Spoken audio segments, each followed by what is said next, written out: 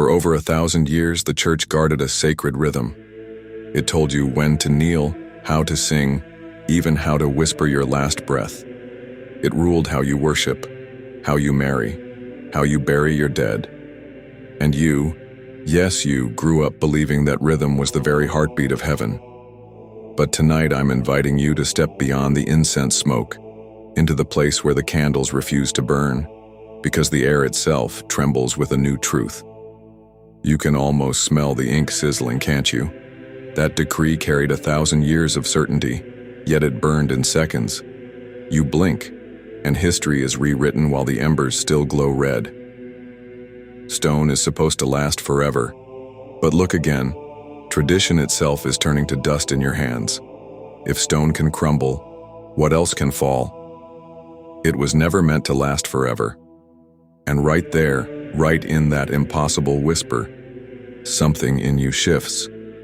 Because if the guardians of the rhythm are the very ones tearing down its walls, what does that make you? A prisoner set free, or a wanderer without a map?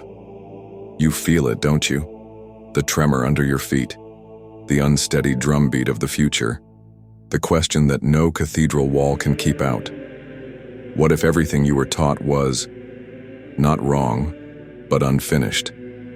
Brother, sister, seeker, tonight the vaulted ceiling cracks open. Ancient certainties scatter like startled birds. And you stand beneath that open sky, wondering what song will replace the rhythm that just died. Like this video if you've ever dared to question what the Church teaches, and comment where you're watching from, because this truth is global and tonight the map of seekers lights up with your voice. Listen closely. The tradition Pope Leo XIV just shattered is not some dusty footnote in a scholar's book. It is the vow that has chained every Catholic priest since the age of Crusades, mandatory clerical celibacy. For 9 full centuries, this vow has claimed to keep the sanctuary pure. No wife's laughter behind the rectory walls, no child's footsteps echoing down the nave, only the silent heartbeat of solitary men. You can trace that vow back to the First Lateran Council of 1123. Picture it: marble halls, flickering torches, bishops whispering beneath the gaze of frescoed saints. Pope Calixtus II, pressing a seal into hot wax, decrees that priests must marry the Church and no other. 1 generation later, Pope Gregory VII, the fiery Hildebrand, brands marriage among clergy a scandal. By 1139, at the Second Lateran, the ban is absolute. And like iron cooling in water, it hardens into law. From that day forward, every young seminarian stands before God, vows poverty, chastity, obedience, then lays his own heart on the altar and walks away. For 900 years little cracked, kings toppled, empires rose and fell, languages burned out like dying stars. Yet the celibacy law stood, unblinking, like a granite statue in the rain. Councils debated transubstantiation, indulgences, immaculate conception. But this vow? Untouchable, unassailable, a line you dared not cross. Until now. Tradition is a flame, not a cage, and when the fire begins to suffocate the soul, it must be released. You feel it, don't you?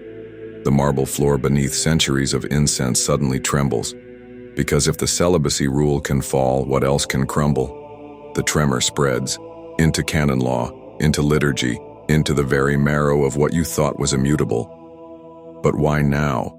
What thread of hidden evidence forced the Pope's hand? Did a lost parchment surface, sealed with the imprint of an apostle's ring? Did a scholar pry open the forbidden drawer in the secret archive, exposing letters from first millennium priests who blessed their own children at the altar? Or was it a personal scar, a midnight confession whispered into Leo XIV's ear that left him sleepless until dawn demanded action? Imagine, a lead-lined box slid across an oak desk labeled only Epistola Petri AD 89. Inside, parchment so fragile it sighs when touched. Latin ink faded but legible enough to reveal St. Peter himself urging married presbyters to persevere. What would that do to the pillars of celibacy? Or picture a sealed diary of Pope Urban II, architect of the First Crusade, confessing that political convenience, not apostolic purity, tipped the scales in favor of the ban. How many dominoes would tumble in a single night? And yet the Vatican won't show you the box. They will not unseal the diary. Not yet. Instead, they issue a terse communiqué, 11 lines long, confirming the Holy Father's intent to reopen apostolic precedent concerning the marital status of ordained ministers. 11 lines to rewrite 900 years of solitude. So, my friend, ask yourself, what force moves a pope to pry loose a pillar this old, this sacred, this feared? Was it archaeological discovery? A secret synod in the catacombs? Or something more intimate? A crisis of loneliness creeping through the clergy like winter frost until even the pontiff felt the chill? I promise you this, before this night is over, we will sift every rumor, chase every ghost, and place into your hands the smoking shards of a tradition that once seemed everlasting. Because once a flame leaps its candle, it will not retreat. Stay with me. Keep your eyes on the light. Keep your ears open for the faint rustle of veiled pages turning in rooms you were never meant to enter. And keep your heart ready, because when walls that old collapse, the dust does not settle quickly. Now, let me guide you deeper. The echoes of the 11th century council still linger in these stones, and their ancient arguments may yet explain why Pope Leo XIV stands alone against a millennium. But to hear them, you must follow the trail of forgotten voices. Step carefully now. These corridors remember everything. Each echo you hear, it's a bishop's verdict, still bouncing after 9 centuries. You are about to witness the birth of a rule so absolute it wrapped itself around every priestly heart like iron ivy. First Lateran Council, A.D. 1123, the day solitude became law. Picture the room alive, 40 prelates in wool and silk, parchment piled high, the smell of hot wax and damp stone. Outside, Rome groans under the weight of competing popes and bartered crowns. Inside, a single agenda hovers like sword-edge mist. Silence the scandal of married priests. You hear one cardinal, Gaetani, sharp-eyed, wary of Norman lords, argue that a celibate clergy will free Rome from local dynasties. No heirs, no inheritance, no diocese morphing into a family business. Across the table, a French abbot counters that Peter himself traveled with a wife. The room stills. Quills freeze mid-scribble.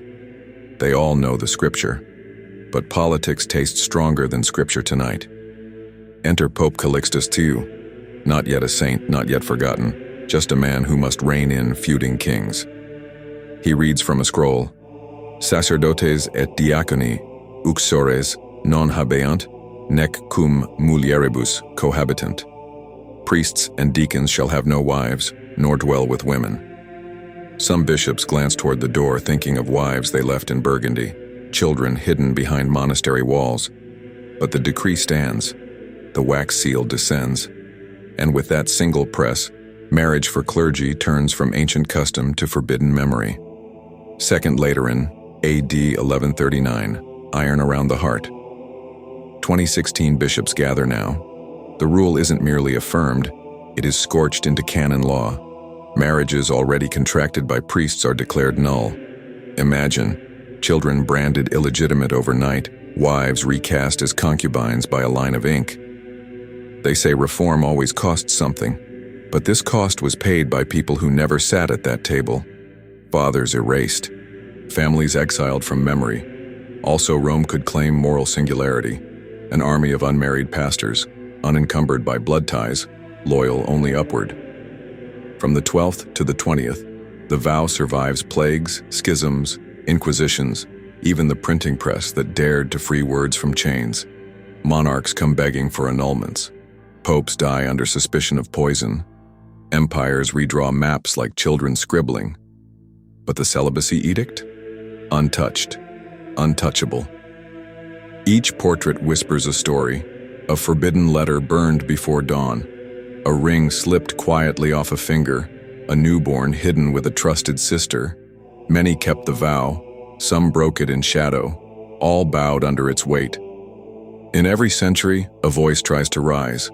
A 14th century Czech priest pens a tract arguing Paul's letter to Timothy endorses married elders. He dies in prison.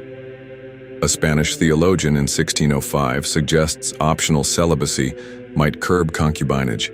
His manuscript vanishes. Even at Vatican II, when doors cracked open to modern light, the question surfaces, only to be shelved for later study. But a locked drawer is still a drawer, and drawers can be forced. Now, 9 centuries after that first seal cooled, Pope Leo XIV steps forward with a simple matchstick sentence: the fire must be released. He does not shout. He barely raises his voice. Yet the impact is seismic. Newspapers scramble. Seminaries erupt in whispers. Some priests drop to their knees in relief. Others clench their rosaries in dread. Tradition is a flame, not a cage. And you know flames. They consume, but they also illuminate. What forced his hand?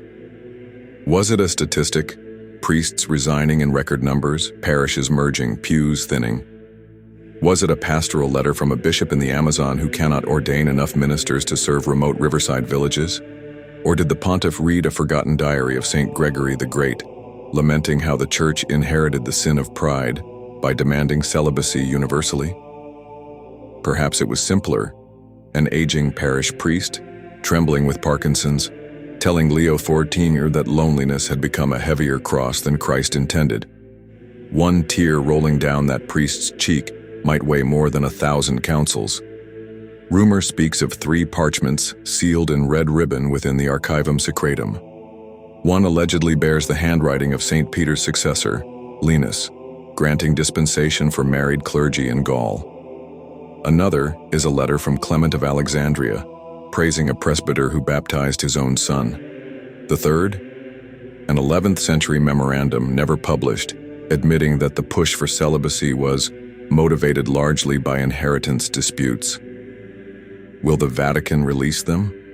Or will they deny they exist at all, until some future archivist, perhaps you, stumbles upon wax already cracked, secrets already whispered into eternity?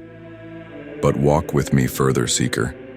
In the next room, we'll uncover how centuries of canon lawyers built walls around this decree, and why those walls, now trembling, might collapse into a flood that changes more than celibacy. It could upend notions of authority, poverty, even what it means to be in persona Christi. Stay vigilant. Grip this moment like a lantern in pitch black, because the deeper we go, the more clearly you will see where faith ends and fear begins. And once you can tell the difference, no counsel, past or future, will ever blindfold you again. Ready? Breathe once more. Step through the threshold. The story is just beginning. You're about to meet the canon walls, stone-cold statutes layered so thick they feel like dungeon rock. Every line of ink they hold has claimed divine authority, yet every line was laid down by human fingers. Remember that as we go. The canon walls, how law became shackles, start in AD 1140, 3 years after the Second Lateran Decree. A quiet monk named Gratian kneels before a mountain of contradictory rulings. He sorts, collates, stitches them into one great tapestry, the Decretum. Overnight, his book becomes the spine of church law. Nestled deep in its pages sits a terse line: Sacerdos conjugium non contrahat. The priest shall not marry. Gratian calls it harmony. History will call it cement. Fast forward 4 centuries. The Council of Trent convenes amid Protestant thunder. Europe burns with pamphlets demanding married ministers. The bishops respond not with dialogue, but with doctrine. They raise the celibacy canon like a drawbridge. If Rome retreats, critics claim victory. Therefore, Rome must not retreat. The walls grow another layer. But a wall of law is useless if you leave cracks. Enter the 18th century. Dispensation petitions trickle in. Missionaries in the Amazon, frontier priests in Acadia, men pleading to wed so the sacraments can reach far-flung sheep. Rome answers with silence or slow denial. Better starve a village, the logic goes, than fracture the ideal. Then comes 1917. World War trenches still steam when Pope Benedict XV signs the first universal code of canon law. Canon 132. Celibacy now carved into a single authoritative sentence, printed on more pages than any Bible most priests will ever open. The new code is hailed as clarity. In truth, it forges the final iron band, tight enough that any priest who slips becomes an outlaw by definition. You can almost hear it. Click, click, click. Each keystroke another bolt in the cage. By mid-century, dispensations dry up to a desert trickle. Priests who fall in love are told, choose her or choose the altar. Choose wrong, and your collar, your pension, your identity vanish like ash. Finally, 1983, a second code under John Paul II revises language but not essence. Canon 277. Clerics are obliged to observe perfect and perpetual continence. The phrase lands like a gavel. Case closed. For another generation. By now you've grasped numbers, but numbers don't bleed. People do. Imagine Father Mateo in Manila, 1956, watching his fiancée marry another man because he chose the seminary. Picture Father Thomas in rural Quebec, 1974, burying his mother alone because he never told the parish he'd been excommunicated for a secret wedding. The law did not break them quickly, it broke them daily. No wonder the walls crack now. Priests resign faster than Rome can replace them. Parishes cluster like forgotten outposts. In Amazonia, one priest rides a canoe for weeks just to say Mass twice a year. In Germany, parishes merge until a single cleric shepherds 15,000 souls. The law stays firm, but the flock gets hungry. And so Pope Leo XIV enters the stage, your stage. He grew up hearing those hunger stories. He served as nuncio in Peru, where old women carried dying infants for days just to find baptism. He wept in confessionals where priests begged for absolution because they longed for hands to hold. Now on Peter's throne, he studies crumbling attendance numbers, broken schedules, seminaries echoing with emptiness. He studies too the lost parchment we hinted at, the letter from Linus that proves apostolic precedent for married clergy. He pairs it with demographic data, aching testimonies, and one unshakable conviction: law should serve salvation, not strand it. And then, without thunder, he whispers, the fire must be released. A match touches the edge of Canon 277, not to erase history, but to soften the steel, to invite breath into suffocating silence. What happens when steel softens? Don't imagine immediate chaos. Imagine possibility. Monasteries might elect to keep celibacy as charism. Diocesan priests might choose marriage as mission. Some bishops will resist. Others will praise. The law books will not vanish. They will reopen to footnotes, amendments, pastoral guidelines thicker than any initial decree. But deeper than bureaucracy lies identity. If a priest can be father in sacrament and in kitchen, if holy orders no longer demands emotional famine, then the laity may begin to see clergy as fellow pilgrims, not marble statues. And that could threaten power structures older than crusader castles. So here you stand, amid shelves that feel suddenly unstable. Will you cling to the canon walls, insisting cracks are illusions? Or will you walk out, lantern in hand, trusting Christ is bigger than any statute his followers once mistook for him? I promise you this journey is not done. Ahead lies a chamber marked Synodus Secretus, preparatory documents. There we'll uncover the silent tug-of-war erupting among cardinals as they draft the next chapter of church order, perhaps the most contentious since Trent. And you, seeker, will hear the arguments before they ever reach a press release. Breathe. Straighten your spine. The doors ahead may rattle, but they will open for those who refuse to look away from history's turning key. This is where decisions are born in secret, before they are dressed in Latin and presented to the world as inevitability. What you're about to witness has no official transcript, no live stream, only echoes. And those echoes are louder than any doctrine. 3 weeks ago, 34 hand-picked men gathered behind this door. Not in St. Peter's, not in the public synod hall. This was elsewhere, beneath. The room they used is older than the Vatican museums, older than the Council of Trent. Some say it was once a Roman tribunal. Others say Constantine himself stood trial here. No one is sure, but we know this. Pope Leo XIV was not present. Cardinals from Brazil, Nigeria, Germany, South Korea, a Jesuit theologian, an Eastern Catholic bishop, and, quietly, controversially, a married priest from Lebanon, ordained under the Maronite rite. They were not here to debate doctrine. They were here to draft what comes next. The task? Construct a post-celibacy framework, quietly, carefully, in a way that would not cause immediate fracture but would leave no doubt the wall has been breached. One cardinal warns, change too much and we become Protestants. Another counters, change nothing and we become fossils. A bishop from the Congo speaks of seminarians fleeing to Pentecostal groups. A Brazilian delegate pleads for nuanced implementation, celibacy as a discipline, not a dogma. A regional opt-in model, allow married priests only where vocations have collapsed. A gradual rollout over 10 years, beginning with bishops in synodal countries. A non-public dispensation policy, quiet permissions given, zero media announcements. But then, a voice no one expected. The youngest in the room, a Monsignor, barely 40, who rises and says, "Why are we whispering?